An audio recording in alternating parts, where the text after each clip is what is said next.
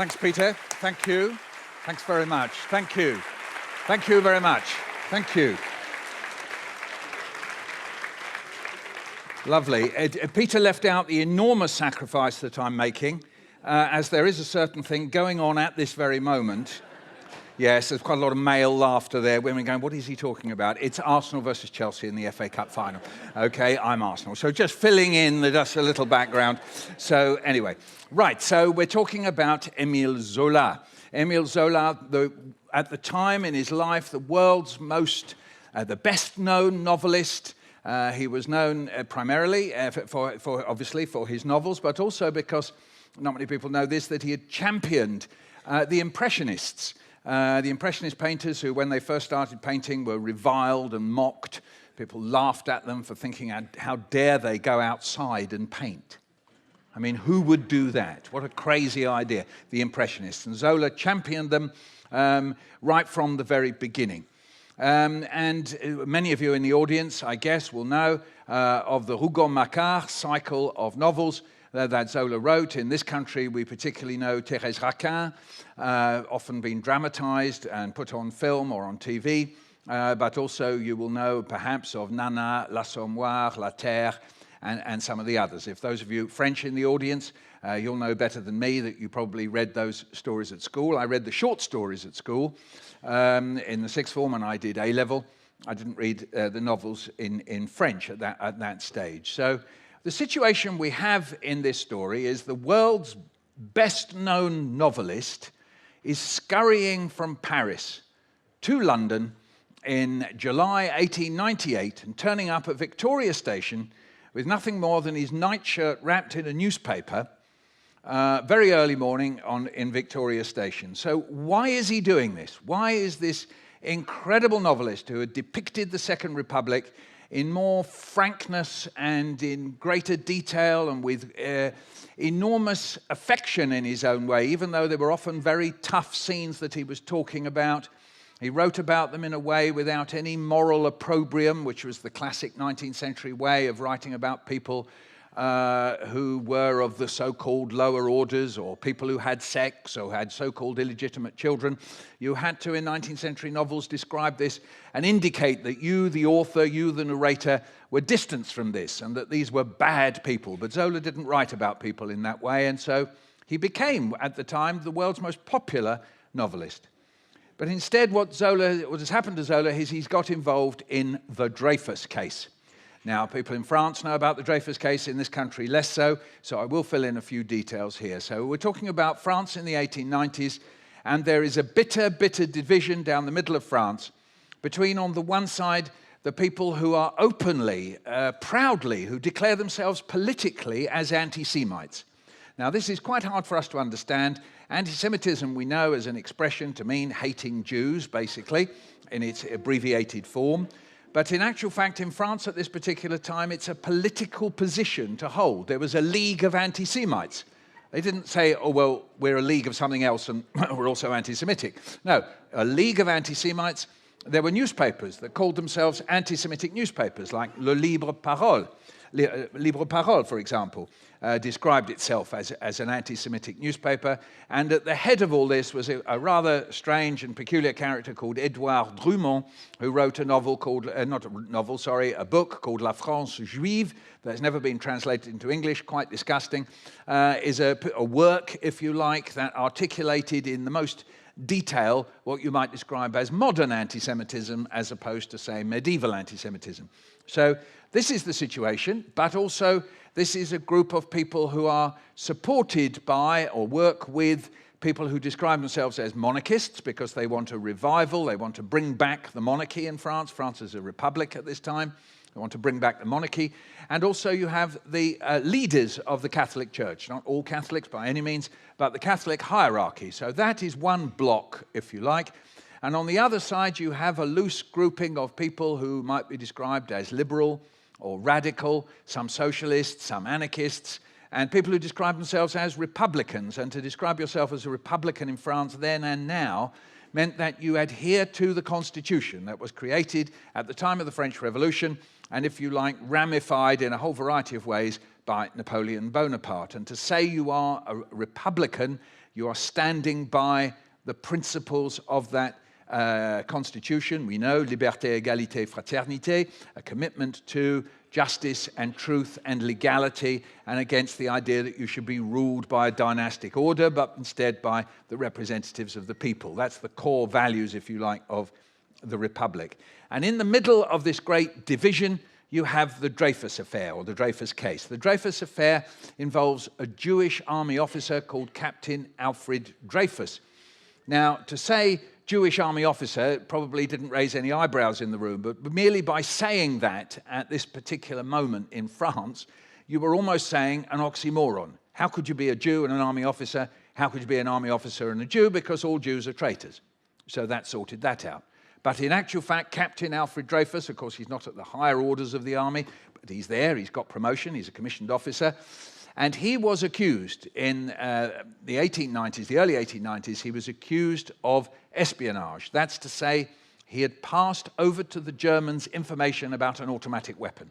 And this was, what incriminated him was a piece of paper called Le Bordereau, on which he had written this information, and it had reached the Germans. So Dreyfus was charged, he was found guilty, he was degraded publicly, his epaulettes taken off him, his sword broken, and he was sent for life imprisonment to Devil's Island off the coast of French Guiana. And when I say life imprisonment, in actual fact, that was a death sentence, because nobody ever escaped from Devil's Island, not even Steve McQueen. He was there at the time. No, sorry, he wasn't. The point was, one person, I think, they ever escaped from Devil's Island, and it certainly wasn't Steve McQueen, or Papillon, for that matter. But it was a death sentence. So this happened in 1894.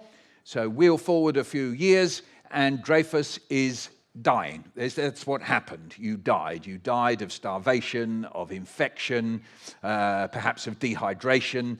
It was a frightful, frightful prison in the tropics in which they wanted you to die.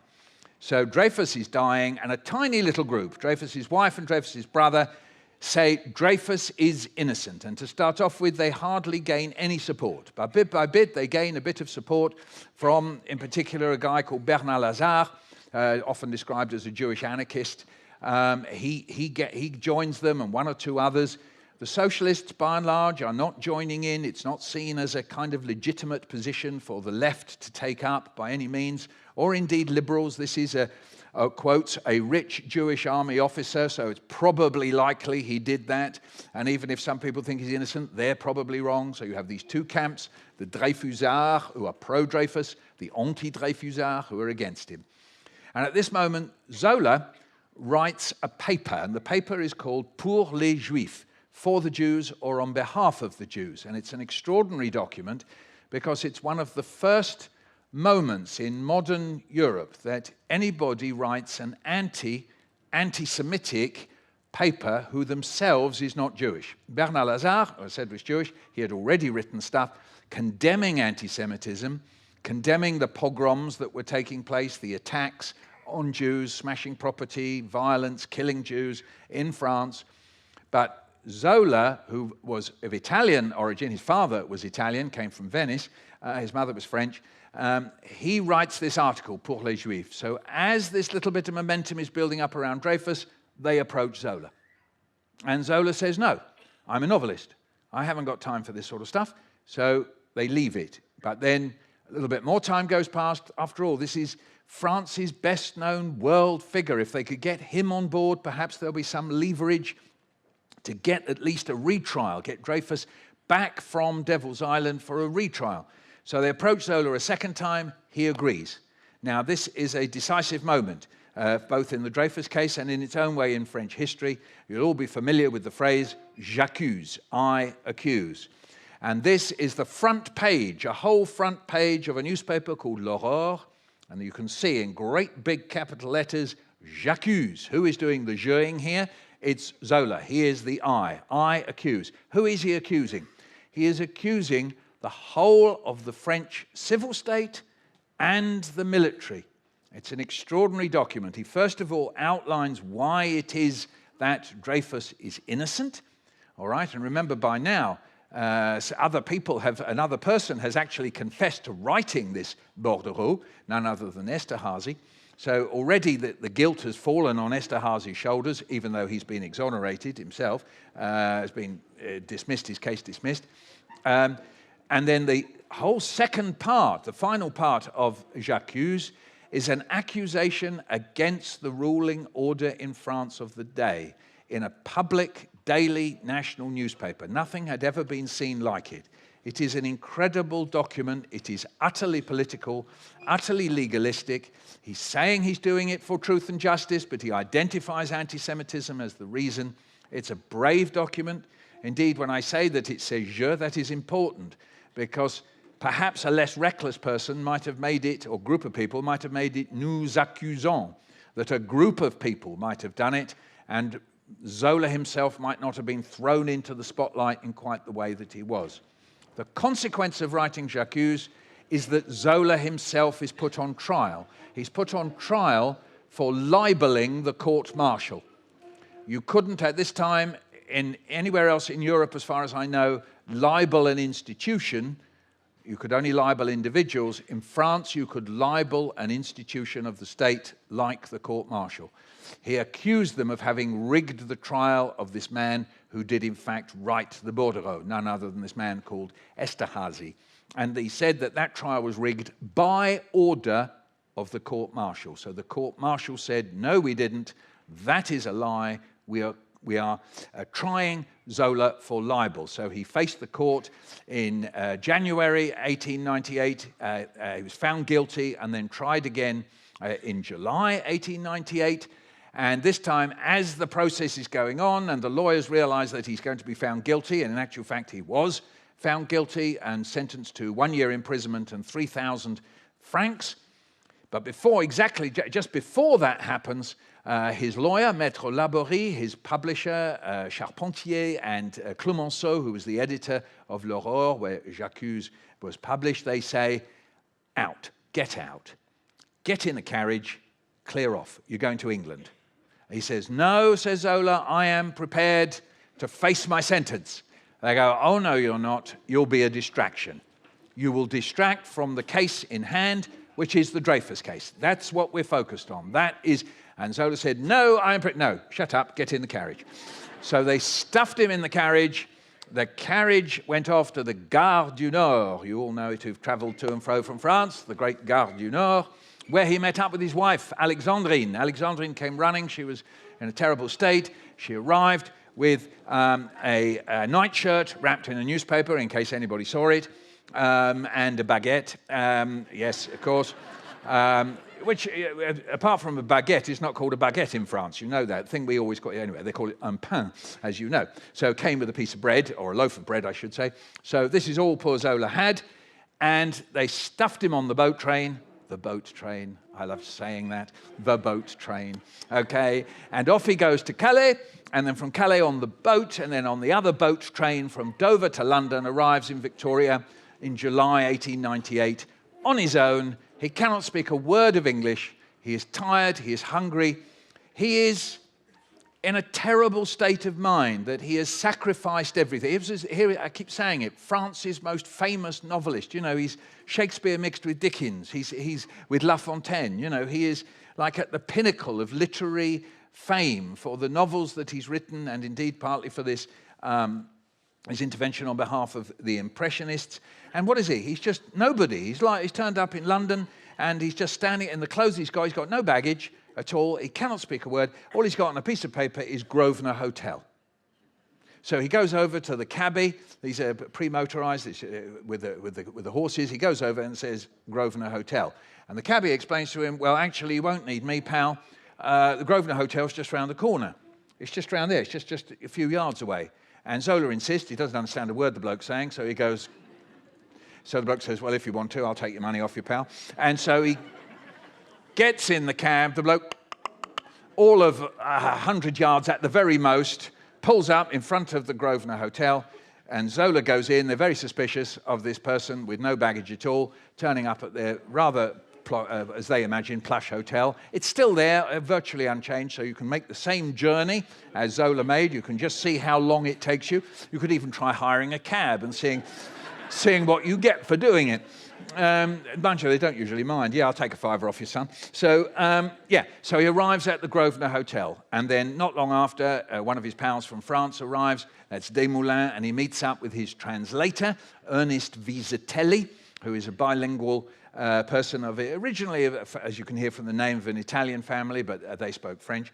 And so they meet up and they discuss the situation, and the immediate worry is that Zola will be extradited.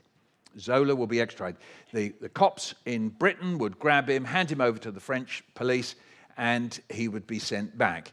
But then they get hold of their lawyer, and they discover that in actual fact there was no agreement between Britain and France on extradition, for extradition reasons, if the case in France was on for libel. So libel, you couldn't be extradited for libel. So a little bit of a relief there, but they're also worried that a French huissier, that we call a bailiff, le huissier would maybe turn up and stick the writ under his arm or in his pocket, and that would then enable him to be arrested. So they reckon, partly from that and partly because looking around, they noticed one or two people who appeared to be spying on them, what in French is known as a mouchard, a slang for a spy, and so they think they'd better get out of the Grosvenor Hotel quick as well, and so they head off to South London, because this is where their lawyer was living, in Wimbledon. So we now have the situation in which this great world-renowned novelist is now heading for 19th century Wimbledon.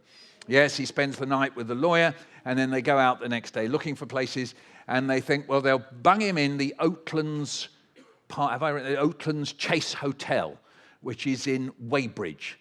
So here, far away from anything and anyone, apart from Fritz the German, as Zola describes him, a few English people wandering in and out, and a strange game going on outside, which they call cricket. What are they doing, these people? Throwing this red ball at each other. Zola sits in the Oatlands Park Hotel, Oatlands Chase Hotel. Anyway, there it is. It's still there to this day, a very strange mixture of kind of Palladian, Gothic, Byzantine, very peculiar hotel it is, with very nice grounds. And Zola sits there for a few days, and then his next spot to go to is a house called Penn on Oatlands Chase, which is not far from Walton-on-Thames station. So this is a hotel. So this is Zola, July 1898. Now, Zola was not great at, how can I put it, looking after himself. He was a man of his time. I doubt whether he ever washed any dishes in his life. I doubt whether he ever cooked anything. Possibly made some coffee for himself occasionally, if the femme de ménage hadn't done it. This is probably somebody who never bought any clothes, never did any sewing, knitting, cleaning of any kind whatsoever. And so his friends are slightly worried about him. How is Zola going to cope with life? How is Zola going to cope mentally in this situation? Because Zola has been surrounded in Paris for the previous 20, 30 years with close friends, people who encourage him to write, a gang of people who describe themselves as a group, les naturalistes, which doesn't mean naturists, or really naturalists either. What it means is a group of people who believe that you write first by studying nature, what we would call reality, by studying reality in a scientific way. Zola was what we might call a logical positivist, and he studied nature, and then you created your plots out of reality. It didn't necessarily have to be totally realist. You can be symbolic in your novels. Think of Thérèse Raquin and the sewers. No coincidence, as we say. And so this is the kind of person Zola is. He's very convivial. He loves eating and drinking and talking and going out. He's establishing a relationship with a bloke who turns his novels into operas, a guy called Alfred, I think I've got his first name right, Bruno, who's turning his novels into operas. Nobody listens to them now, but Zola loved them at the time and thought they were great. And here he is, on his own in the South London suburbs. I mean, it's not great being on your own in the South London suburbs to this day. My brother moved there 40 years ago, and I haven't seen him since. Anyway, so it's not true. That's just a complete lie. Anyway, And my brother gets really angry when I say it. So anyway, are you here, Brian? No, he isn't. No. So Zola is sitting there. Now, let us talk a little bit about Zola's domestic arrangements. So Zola is married to Alexandrine, who we have already met, déjà rencontré. So we have met Alexandrine. So he's been married at this point to Alexandrine for some 30 years. Some 11, 12 years earlier, Alexandrine took on, a word we'd use in French, in English, sorry, a sempstress. This was a woman who sewed Alexandrine's underwear and helped her get into her corsets. This is Jeanne Rosereau, some 27 years younger than Zola. Zola lost a remarkable amount of weight very quickly, and various eyebrows were raised as to why Zola might be doing that. And he began, Zola and this young lady from Burgundy, Jeanne Rosereau, and Zola began a relationship. Jeanne went to Alexandrine and said, I think I'd like to leave the service. And Alexandrine said, that's strange, you were doing very well. And she said, yeah, I'd still like to leave anyway. And she moved around the corner. A year or two went by. I think, in fact, 2.5 years went by. And somebody told Alexandrine that Zola was having an affair, had a relationship with Jeanne, and what's more, they had 2 children. That was a bit quick, that wasn't it? But anyway, 2 children, Denise and Jacques. So Denise and Jacques have been born, and Jeanne is looking after them. And Alexandrine is told about it. And all the descriptions, contemporary descriptions of the time, describe how distraught, overwhelmed, that Alexandrine was, and indeed became violent. She went round to the house and smashed it up. She smashed up the flat, and it seemed amongst the group around Zola that this is the end now. This is these now 5 people are going to kind of go off in all directions. That either there's going to be a divorce, or that Jeanne is going to be sent away somewhere, or the children are going to be put in a convent. Something awful is going to happen. Everyone had terrible pessimistic views. They imagined that Zola himself would be ruined by the scandal, maybe, that would happen around this. In actual fact, what happened over the next 5, 6, 7 years was, we have a French word for it, ménage occurred. So what started happening was, first of all, Alexandrine, and remember, Alexandrine and Zola have not had any children in their long relationship, none at all. And so Alexandrine says, I would like to see the children. So Zola brings the children round, and she gives them gifts. And they go away. They're not quite sure who this lady is that's given them the gifts, because they know Zola as papa, and they know Jeanne as maman, and there's this other person, who they call la dame. Who is she exactly? They're very young, they're little tiny kids, after all, they're not quite sure what's going on. And then Alexandrine has another proposal, that as they're such gorgeous children, why don't we go for walks together? So what happens next is the children come over, and Alexandrine and Zola go out with Denise and Jacques. Where you go when you live in central Paris, where do you go? You go to the Jardin Luxembourg, you go to the Tuileries, and you go to the Bois de Boulogne. You get on a little carriage and you go off to the Bois de Boulogne. And so that would happen every so often on a Sunday, and La Dame, Alexandrine, would shower the children with gifts. And Denise, who wrote a lovely memoir of her father, which has not been translated into English, but I've translated bits of it in the book, she says there were these curious outings with this strange, slightly scary lady, La Dame, would take them for walks. And then a new arrangement occurred, in which what would happen is that Zola would spend the night and the morning with Alexandrine, and the afternoon and evening with Jeanne and the children. So that is the situation at the moment that Zola leaves England. There was a division of labor between the 2 women. I said that incredibly tactfully, didn't I? I put that in a kind of nice sort of academic-y, abstract way, division of labor, even Marxist, division of labor. It sounds good, doesn't it? I'll leave it to your imagination as to how that might have operated. Nobody has ever specified exactly, other than it's quite clear what Alexandrine's role is, okay, in all this. She is basically Emile's manager.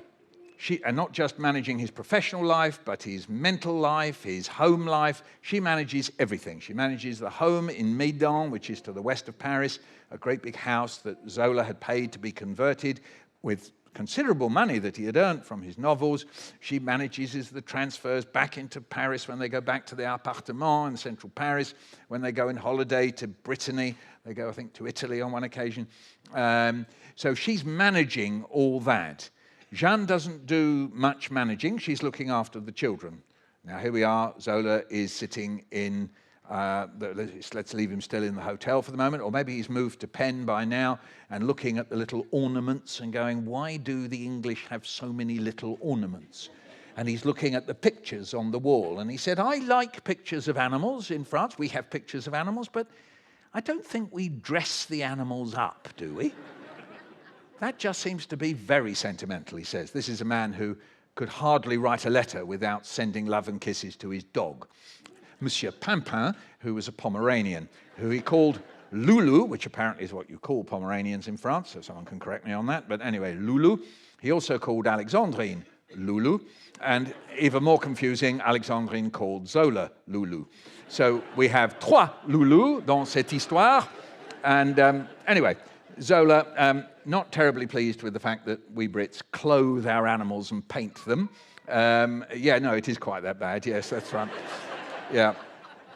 So, who of these two women in Zola's life, who he writes to both of them as chère femme, those of you that don't speak French, you might want to know that means dear wife. So I use the word bigamous in kind of with hesitation, but it is essentially a bigamous setup that Zola is in. He is writing to both of them, chère femme. He's either writing to them both as dear woman or as dear wife. The word femme can be, when we translate it, usually into English, it's either woman or wife. So chère femme, which of these chère femme is going to come first? Well, like I said, Alexandrine manages everything. So she's going to manage who comes first. So she writes to Zola and says that I think you are in need of autre consolation. That means, for those of you who don't speak French, other consolations. Now, I don't know what Alexandrine means. She doesn't translate that herself. She doesn't say autre consolation, par exemple, comme. In other words, sort of, for example, like. She doesn't specify what these consolations are. So Zola fully understands that this means that Jeanne and the children will arrive. So Alexandrine doesn't meet them as a trio. She doesn't meet Jeanne at any point at this stage in her life. It's only the children she meets, but somehow it's arranged through intermediaries. I think it's probably Zola's friend Desmoulins, an engraver, who's Zola's closest buddy. And so it's Jeanne and the children who come first. And so Jeanne and the children come first, and Zola spends an idyllic summer, the only summer that he would ever spend just purely with them in a house as a family. And he poses for photographs as the père de famille, paterfamilias. Zola, should be said, invented the selfie. Not many people know this. They may know about Thérèse Raquin, but they don't know about the selfie. He invented a little foot pedal that can be connected to a camera on a tripod, and so you can see pictures of Zola with his children and Jeanne sitting in a garden looking serene and beautiful, and you would never know there was anybody else called Alexandrine in his life, even though he had lived with her for 30 years. But never mind. So there is the family. And so Jeanne and the children come out. They spend a glorious summer together. They go back. Then Alexandrine comes out. So Zola moves to the Queen's Hotel in Upper Norwood. It doesn't get more exciting than that. And Zola and Alexandrine is pissed off. She is very fed up. She indicates she's fed up, and she doesn't like it. Zola doesn't like it. He complains about the room, which mysteriously has 5 tables in it. He doesn't know why there are 5 tables in it. Ernest Vizetelly doesn't know why there are 5 tables in it. They don't seem to be able to get the 5 tables diminished down to 3 tables. Seems to be a problem. Also, as winter approaches, he says that he can't understand why, when you put the fire on, the front of you burns, but your ass is cold. He doesn't understand that. And he describes it as a chabrac de chambre. Chabrac, 19th century slang. Chabrac gets fairly kind of disgusting as a sort of way to describe something. He's quite fed up as well. And of course, when he's with Alexandrine, he misses Jeanne, and when he's with Jeanne, he misses Alexandrine. At least he tells them both that in his letters. As he's kissing the children goodnight, he writes to Alexandrine, "While I was kissing the children goodnight, I was thinking of you." Were you? And you have to conjure up a scene that while he's sitting there getting letters from Jeanne, and presumably it was a flunky would walk in with a little silver plate and say, "There is another letter for you, Mr. Zola." He would take this, and Alexandrine would be sitting on one side of the room while Zola got the paper knife out and, "Oh, bravo, une autre lettre de Jeanne." And so, I don't know. And then it would be the same the other way around. There's Jeanne sitting there, and then a letter would arrive. So quite extraordinary. And so this is how it goes. So Alexandrine goes back, then she comes out again, she gets ill. She gets quite severe bronchitis and lets everyone know that she is very unhappy, she's fed up, she's ill, she goes back. Easter comes, and Jeanne and the children come out for Easter. They now move on because they don't want the hotel to think that Zola has two wives. So it's very safe. And so they move to another hotel just down the road, in actual fact, within sight of Crystal Palace. And then, as the Dreyfus case is rumbling on, Zola is not involved in the Dreyfus case. They have succeeded in the sense of taking Zola out of the equation. It rumbles on, all sorts of events which I haven't written about in the book, but you can read in, say, Ruth Harris's wonderful book, or Piers Paul Reed's book about the Dreyfus case. You can see how it unfolds, or indeed the wonderful Robert Harris book. You can see how it unfolds, and Zola is following in the newspapers. Visitelli is translating the English newspapers. He wants to know how it's all going down in England. And as it happens, they are very pro-Dreyfus in the English newspapers, from the right-wing papers through to the liberal and to the left newspapers. And indeed, Zola himself is taken up, and they regard him as having made a very decisive intervention, that he's on the side of human rights and loathes anti-Semitism. These things are taken up. But Zola stays aloof from it. He's not seeing really anybody at all, apart from, as I said, Visitelli and maybe Desmoulins on occasions coming out from France, and obviously his wives. And Zola is spending his days. In the morning, he's writing a novel. I'll maybe come back to that in a moment. In the afternoon, he goes out for little walks with Visitelli. He's very interested with the fact that English women drop their hair clips on the ground. He goes around collecting hair clips and going, "This is extraordinarily wasteful. This is very, very wasteful." Visitelli assures him they're cheap German ones, so he doesn't have to worry too much about that. So Zola's reassured by that. Zola's very, very interested in the fact that English women, when they ride bikes, and believe me, they ride a lot of bikes, don't they, Ernest, he says, they wear skirts, not culottes. So he's very interested in that. He's a novelist, after all. And he's also taking hundreds and hundreds of pictures. He's out there. Here is a book of some of Zola's photographs that he took while he was in England. And he is not, if you like, a great photographer in creating wonderful scenes and settings. He is using the camera as he uses the research that he does for his novels. He is using the camera as a research eye. So he has pictures of someone sweeping the street, or someone crossing the road, or a shop, because he's intrigued by the sort of detail around him. So Zola is out snapping. And then, finally, he hears, to immense relief and excitement, that Dreyfus is coming back. It has got so far, and so it's done, things have done so well in France with Laborie and the rest, chasing French justice and the military justice, or injustice, I should say, that Dreyfus is coming back. And the moment they hear that Dreyfus is coming back, they say, "Zola, come back to France. It's okay. It won't be a distraction now. It's all sorted. There's going to be a trial. Dreyfus is going to get off. And at long last, this whole thing that, you were writing about a year ago, it's all going to unravel. It's all going to be brilliant. And we're going to lock up this ruling order that is so corrupt and has basically been involved in a state conspiracy." And there is the famous trial at Rennes. That's R-E-N-N-E-S, Rennes. There's the famous trial, the retrial of Dreyfus, who, after all, is by now 3/4 dead. I mean, this is somebody who is emaciated, fevered. I've forgotten whether he had malaria or not, but I mean, that's the kind of situation he was in.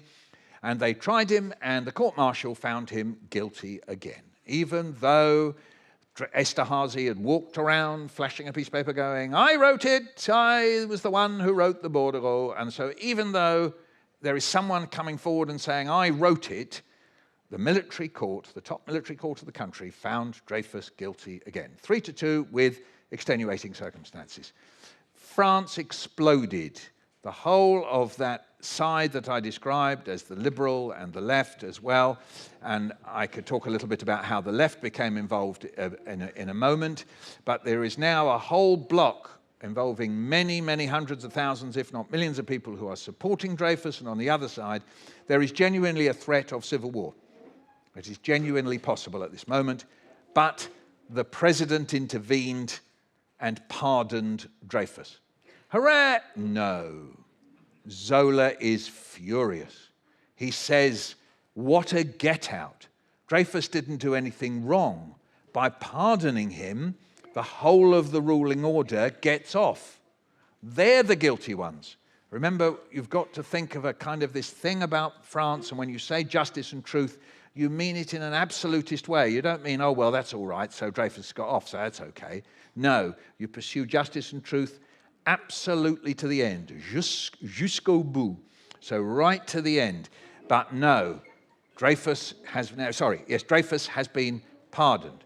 So the pro-Dreyfus lot are furious. Zola withdraws. He's fed up with the whole thing. He's going to get on with taking photographs and writing novels and with his family. And then there's the next fudge, which is that the president amnesties everybody. Well, actually, it's through the Assemblée Nationale.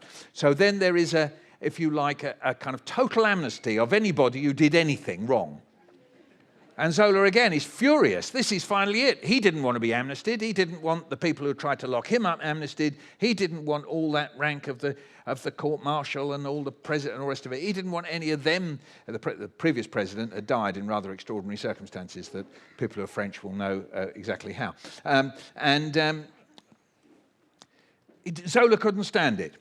The next event in this story is that Zola himself dies of asphyxiation. So what happened was that one night, Zola and Alexandrine went to bed. It was a bit smoky in the room. Alexandrine got up to have a wee. When she came back, Zola was complaining that he felt ill, but he didn't want anyone to fetch the servants. Then the next thing that happened was he fell off the bed. Alexandrine was too weak to lift him. And in the morning, Zola was dead. So this is in 1902. And so Zola has died. This is a cataclysm for the family, for the Dreyfusards, for everybody on the side of Zola, who for them, Zola was a hero because of his novels, because of his political stand with J'accuse. They are distraught. Of course, the anti-Zola people, they are mocking. I mean, I haven't described the kind of abuse and ridicule and mockery that is directed towards Zola throughout this time. You know, there were caricatures in the papers of Zola with his head, his body as a pig. See, Jews, pigs, ha ha ha. Body as a pig, smearing poo on the map of France, and a little slogan underneath saying, Caca International. Caca is like the kiddie word for poo, so it's like poo. International poo. Why international? Because of the so-called international conspiracy of the Jews. So they're managing to get Jews and poo and Zola and kosher and not kosher all into one clever cartoon. This is the kind of thing. Zola's own life is under threat. When Zola leaves the court, people shout, death to Zola, death to the Jews. They shout at Zola, Zola the Venetian, because obviously if you come from Venice, you must be a bad person, you know, it's self-evident. And so, or they would call him a disgusting racist term towards people from the Mediterranean area, Métèque, they called Zola a Métèque. And so he is, you know, very much pinpointed, vilified as an individual. And so when this total amnesty, you know, they're mocking Zola all this time. He is absolutely furious. There's the amnesty. So Zola dies, and again, they just think this is a great victory. In 1953, the magazine, or the newspaper Libération, printed an article in which a man stated that in 1927, a maçon, a builder, had worked on a house in Zola's flat, I should say, and had deliberately blocked the chimney because he was an anti-Dreyfusard. He was anti-Dreyfus. Now, that is the beginning and end of the information that anybody has. You can decide that that is absolutely true, and that obviously the anti-Dreyfusard people would love to have killed Zola, and they had a lovely little ruse to do it, to block his chimney, and that he would die of carbon monoxide poisoning. Or you might think that that's somebody who concocted a story 50 years later, or that this person did hear a story like that in 1927 from a man on his deathbed saying, I did it, but he was some self-glorifying person of dubious reasons. We don't know. That is all that is in the public domain, and there is nothing else known. So that was the situation, 1902, and Zola dies. And then in 1906, his remains are removed from the cemetery in Montmartre and taken to the Panthéon, the Pantheon, where the great and the good of France are buried. So the French state recognizes Zola as one of the great and the good. And indeed, Dreyfus himself was forced back, not forced, they forced the army to take Dreyfus back into the army to promote him.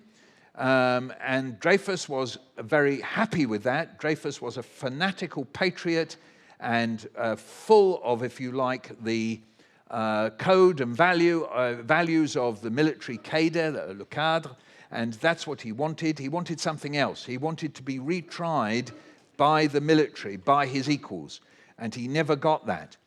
As far as the army is concerned, I have to take this slightly with a pinch of salt, Dreyfus is still guilty. The court-martial has never found Dreyfus innocent.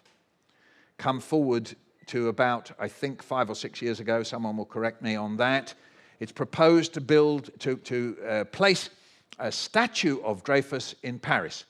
Where else but, of course, the École Militaire, the Sandhurst of France. This is the highest elite military school of France. So, of course, to reinstate Dreyfus in his glory, then he should be placed right there at the École Militaire.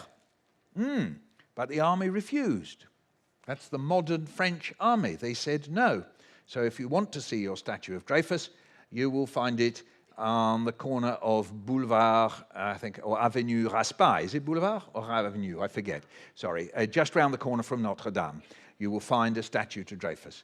You will find various statues of Zola around in France, and many Rue Emile Zola and Place Emile Zola. Most people who go to lycée in France will read some Emile Zola. He is in the pantheon of French writers. And in fact, if you had been alive in London in 1898, you could have gone to Madame Tussauds and seen a wax model of Zola. I don't often boast of eureka moments and discovering things, but I've been through lots of biographies and writings about Zola, and not on one occasion did I ever see that anybody said, Zola never said, Alexandrine never said, hey, sir, they've done a statue of you, have they? No, nobody said. That up the road, sitting in Madame Tussauds, while Zola was in the Queen's Hotel, Upper Norwood, there was a wax model of Emile Zola, Alfred Dreyfus, and next to that, Gordon of Khartoum. Sitting there in Madame Tussauds. Other people were very excited by Zola in England, even though they never came to meet him. The socialists by now had taken on Zola because Zola had convinced the leader of the French socialists in France, Jean Jaurès, who some of you will know, many of you will know, was assassinated on the eve of the First World War. Of course, that's 1914, a bit later. Jean Jaurès, who when Dreyfus was first sentenced to life imprisonment on Devil's Island, had reacted by saying, well, he got off lightly because he must have had important, powerful influences backing him. Code for, quotes, the Jews, les Juifs. So that's how Jean Jaurès approached the Dreyfus case at the beginning, that the Jews had rigged it so that Dreyfus could get off with going to Devil's Island as opposed to being guillotined. That's how he responded to it at first. Wheel forward to after J'accuse, and we have Jean Jaurès in the Assemblée Nationale saying that Zola had stood up for truth and justice and shouldn't be vilified. Wheel forward a few more months, and Jean Jaurès is sitting in his study writing a book as to why the socialists should defend Dreyfus. And Jaurès brings many of the socialists behind him. Only a few years earlier, when Zola had written about the socialists, he said that anti-Semitism was a hypocritical form of socialism. You are saying that capitalists are Jews and Jews are capitalists. That is a lie, and it's a hypocritical form of socialism. If you want social progress, you won't get it this way. That's what Zola had written then, and he convinced Jaurès of that. And in fact, Jaurès came out to see Zola. Jaurès came out to see Zola. It wasn't his prime purpose. He was actually attending a peace conference, a socialist peace conference in London, and popped up the road to Queen's Hotel. Quite an extraordinary scene, which sees Jean Jaurès with his big beard and Zola with his little goatee beard sitting in this shabraque de chambre, moaning about the fact that when the Brits cook potatoes, they boil them and then eat them like that. Not even with any butter on. I mean, are they mad? What is the matter? You know, it's just incredible. And they make gravy, they make a sauce, and they start by pouring boiling water onto the roast. I mean, who does that? Everybody knows how you make a sauce. You start over here with the pan, with the butter and the flour, and you make a roux. You don't just pour boiling water onto the roast. Apart from anything else, you ruin the roast. And they're the roast beef, you know. What? So anyway, Jaurès and Zola had plenty to talk about.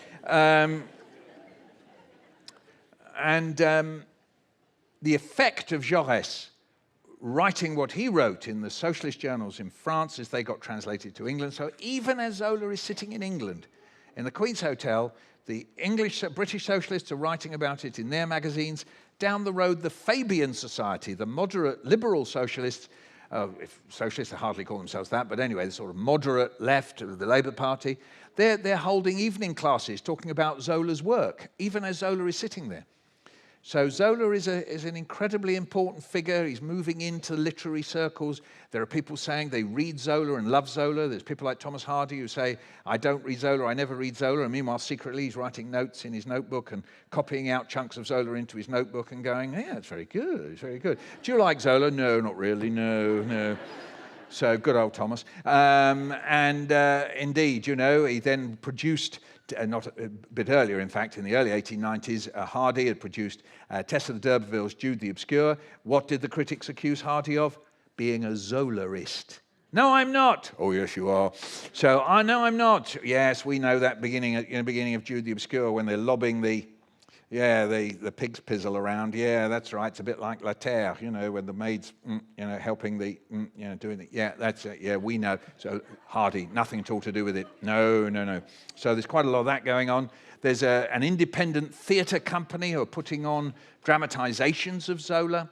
There is a little group of people who call themselves the Lutetians, who are secretly translating Zola with all the rude bits. So the first full unexpurgated versions of Germinal, La Terre are being translated illicitly around this little group of quite well-off gentlemen. So this is the situation when Zola is there. I will stop there. I can see there's a thing here that says time remaining.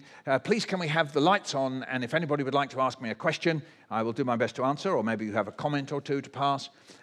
Please feel free. If there's French people in the audience, you can correct me and tell me that I should have said something else, parole libre instead of libre parole. I always like to be corrected. Toujours 13 sur 20 pour français. Merci.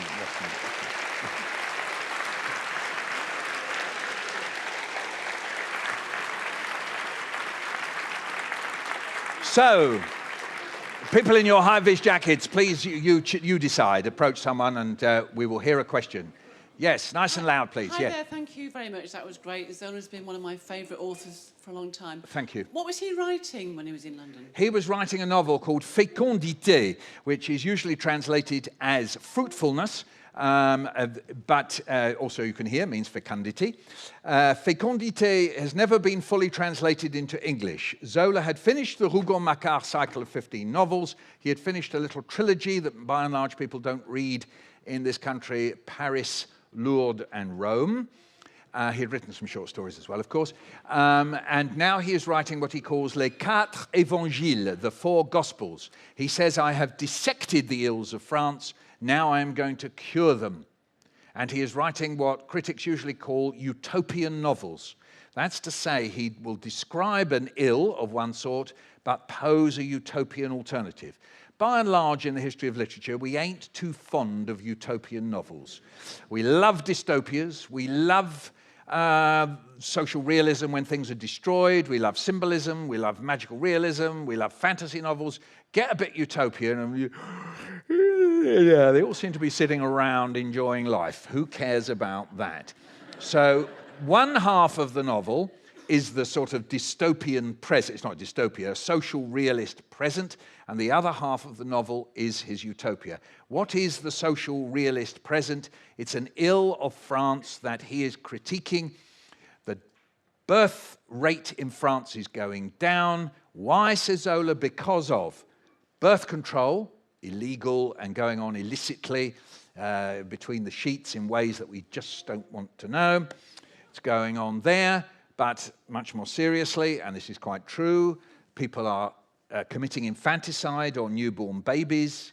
Women are getting backstreet sterilizations, backstreet abortions, and even more cruelly and horribly, women are taking babies to maisons or hôpitaux d'enfants trouvés. Now, we have the phrase foundling hospitals. Mostly we regard these as quite liberal institutions where women, quite often they might be servants of bourgeois men, would bring a baby to the foundling hospital and run away. You can see the whole record of it in the Corums Fields one. The institution is still there, exactly as it was. These hôpitaux d'enfants trouvés in Paris were ways of killing babies. It's awful to say it, and Zola was appalled. He uncovered it. He used his scientific way of writing, if you like, to explore it. He describes it, and babies, what would happen is the hospital would take them in, put a bit of money on the baby's cot, and they would be taken from Paris out to the provinces where nearly always they would be left to die. And this was a situation, an ill that Zola brought to the public notice through this novel, Fécondité, and he described it in all its gory detail. Well, that's partly why it's never been translated into English, but the other reason is why is the other half, the utopian half, is in its own way ludicrous. He creates a family, a descendants of the Rougon-Macquart cycle, the Froment, and they have 18 babies, most of whom seem to be being breastfed at the same time. Zola was always very interested in breastfeeding, and I think he wrote an essay called Le Sein, which is the breast. You know, I think he wrote an essay about breastfeeding. That the reason they have so many babies, Zola has a very interesting equation. The more babies you have, the more prosperous you become. This is his belief at this time. And this is the novel he's writing in England. There is a twist to this, an awful and tragic twist. Remember the two wives. We have Alexandrine, we have Jeanne. When he writes to Jeanne, Jeanne never writes to, she writes to him, but we haven't any surviving letters. When he writes to Jeanne, part of the way he writes to her is he worships her. He worships her for her beauty, which he represents in a novel called Docteur Pascal, if you want to read it as a roman à clé, as a sort of secret autobiography. When he writes to Jeanne, he not only says she's beautiful, he wants to say how grateful he is that she has given him children. So I know this is very 19th century and sexist, but that's how he sees her, as this sort of glory that she has, late in life, she has brought him the fruits of his loins. So he cannot believe this. It's just like glorious. So he's writing one half of the novel about the fertility, isn't he? And in the other half of the novel, he's writing about this destruction of babies and women's own fertility. Alexandrine, this was discovered in 1997. All the people who had pored over Zola's life hundreds of times had never found this before. A woman called Evelyne Bloch-Dano, who's still alive, a biographer of Proust's wife as well. She wrote a wonderful book called Alexandrine, which I hope someone will translate soon. She discovered and published it in 1997 that Alexandrine, before she got with Zola, had a baby. She gave this little girl, Caroline, to one of these houses of enfants trouvés, and it died 3 weeks later in the provinces. I think she knew where exactly. So she herself had had a baby who died. So both this novel, which symbolically represents the two halves of Zola's life, but also when we read back through this story of Alexandrine and asking to see the children and taking them out, and now think of the situation in which Zola has died, and we have Jeanne with 2 children, and Alexandrine incredibly and extraordinarily then says, quite against the way this would normally happen in French law or French family life, according to the normal ways of going on, she says the children must take Emile Zola's name. So the children become known as Denise Emile Zola and Jacques Emile Zola. She gives Jeanne 6,000 francs a year as a bursary, and they become companions. They won't say necessarily friends, though Bruno observes them walking down the street arm in arm on one occasion. And they write to each other referring to our children, nos enfants. Yes?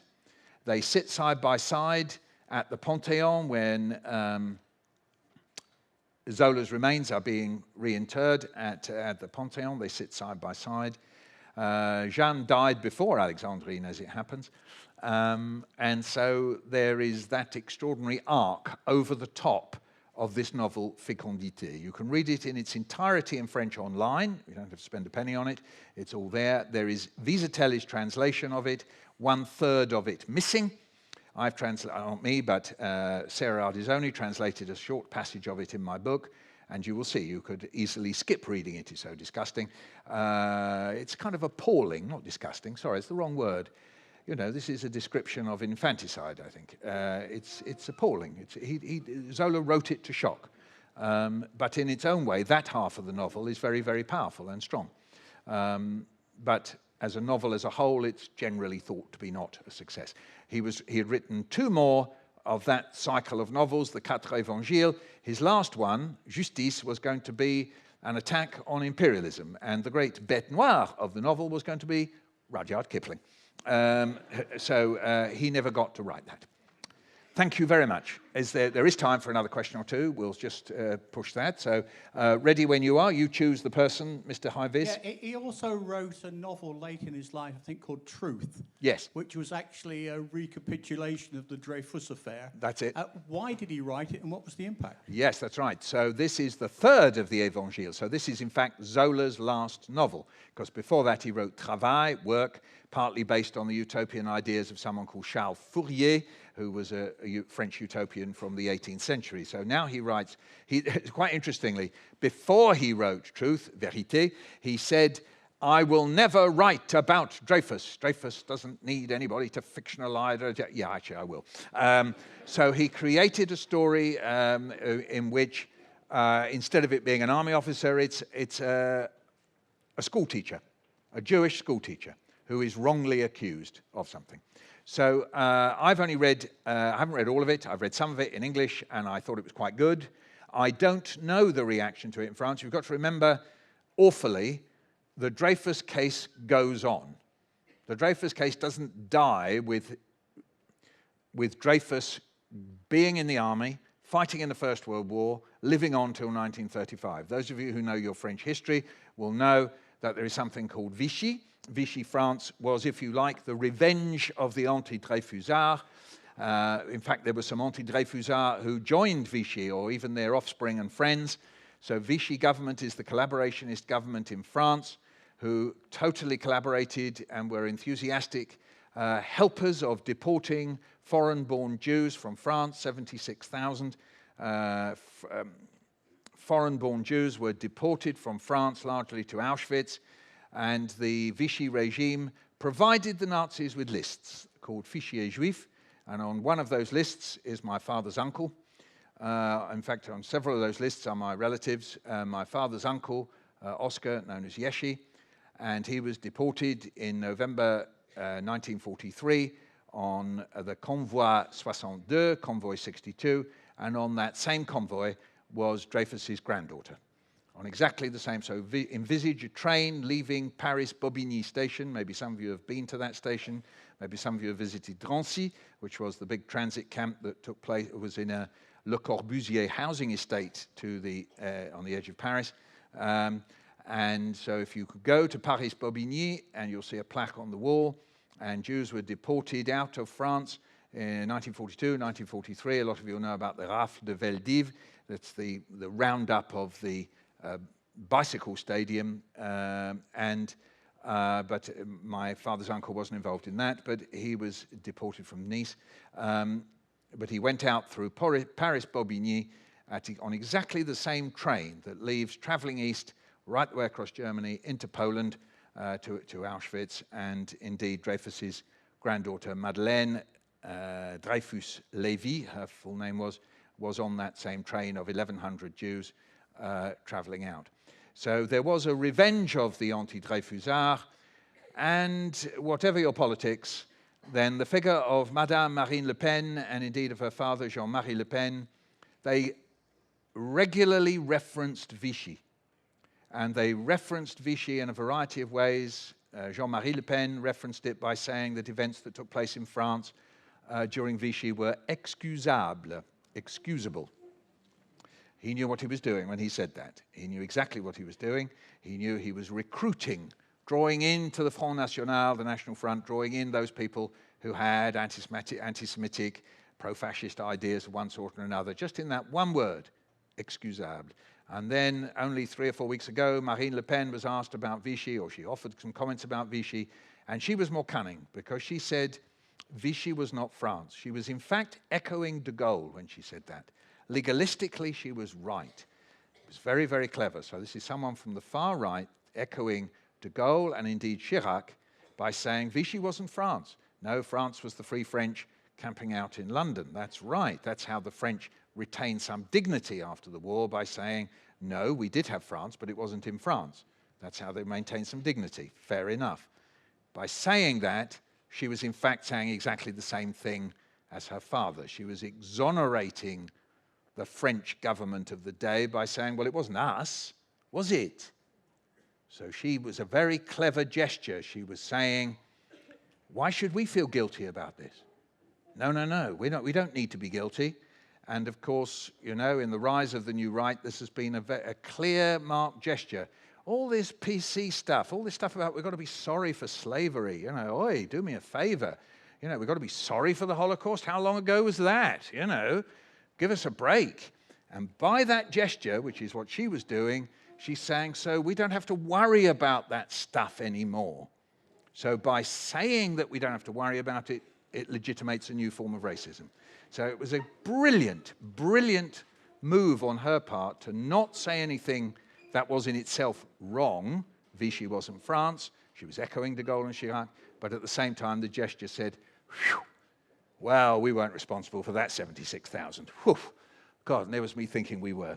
So, though there are monuments, and in fact, what has already begun is the names of every one of the people on those convoys are being read out on the anniversary of the day they were being deported, on November the 23rd. I will go out to France and stand at the Mémorial de la Shoah and hear my father's uncle's name. I'll stop there. Thank you. Thanks very much.